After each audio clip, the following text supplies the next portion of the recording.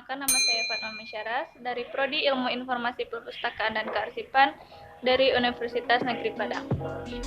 Baiklah, di sini saya akan menjelaskan tentang skema klasifikasi arsip dan cara penulisan pola klasifikasi serta cara temu kembali arsip. Apa itu klasifikasi? Di dalam KBBI, klasifikasi adalah penyusunan bersistem dalam kelompok atau golongan menurut kaidah atau standar yang ditetapkan. Fungsinya yaitu mempermudah dalam penyimpanan dan temu kembali.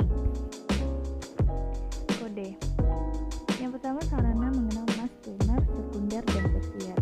Yang kedua, sarana penghubung mas dalam pola klasifikasi. Yang ketiga, mengatur susunan dan urutan berkas dalam penyimpanan arsip. Unsur kode yaitu yang pertama ada angka, yang kedua abjad, yang ketiga gabungan abjad dan angka. Indeks. Indeks adalah suatu tanda pengenal berkas atau judul berkas, yang mana fungsinya yaitu yang pertama membedakan antara berkas yang satu dengan berkas lainnya. Yang kedua, mempermudah dalam penemuan dan penyimpanan arsip. Tunjuk silang.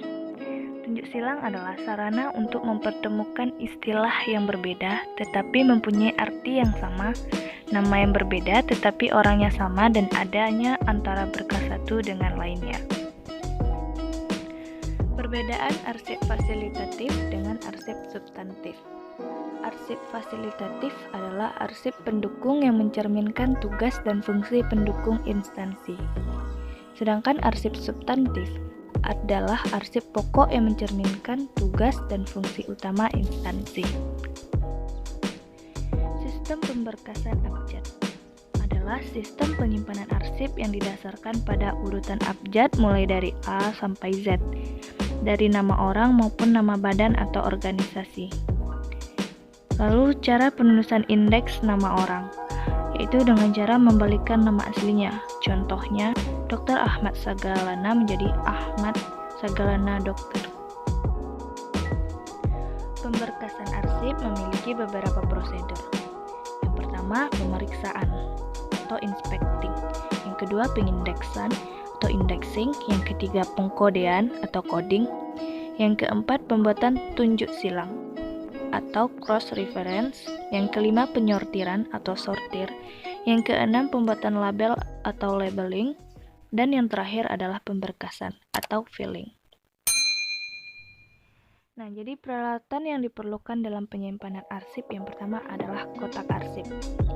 Yang kedua adalah label, yang ketiga sekat, dan yang terakhir adalah folder. Baik, selanjutnya di sini saya akan menjelaskan peralatan apa saja yang diperlukan dalam penyimpanan arsip. Yang pertama itu adalah kotak arsip seperti ini,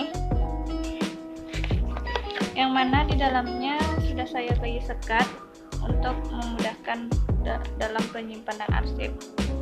Lalu selanjutnya itu ada map, yang mana gunanya untuk memasukkan arsip ke dalamnya agar tidak rusak. Selanjutnya di sini ada tabel yang sudah saya tempelkan di kotak arsip, yang mana gunanya untuk memudahkan sistem temu kembali. Selanjutnya sini ada sekat, gunanya untuk mengelompokkan arsip berdasarkan urutan abjad sehingga akan mempermudah menentukan lokasi arsip secara tepat dan cepat. Terbagi dalam 3 jenis, ada primer, sekunder, dan tersier. Baiklah, di sini saya akan menjelaskan bagaimana cara penulisan klasifikasi arsip. Pertama, kita akan menentukan salah satu arsip yang akan kita klasifikasikan, yaitu di sini ada salah satu contoh arsip tentang pajak yang termasuk dalam arsip fasilitatif. Selanjutnya yaitu dengan cara menggunakan aplikasi DDC yang dimana kita akan mencari contohnya.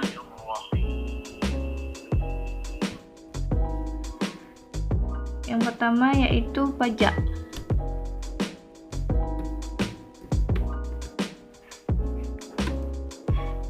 Lalu kita klik ini.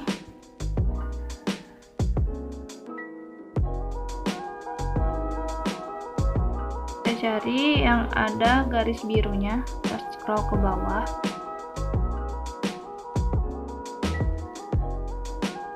Kalau sudah bertemu, lalu kita copy paste yang tentang pajak. Selanjutnya kita akan memberikan kode klasifikasi tersebut. Yaitu di sini terdapat sebuah arsip tentang pajak yang dimana arsip pajak tersebut merupakan salah satu arsip fasilitatif. Yaitu dengan cara penulisan KU, yang mana KU merupakan primer.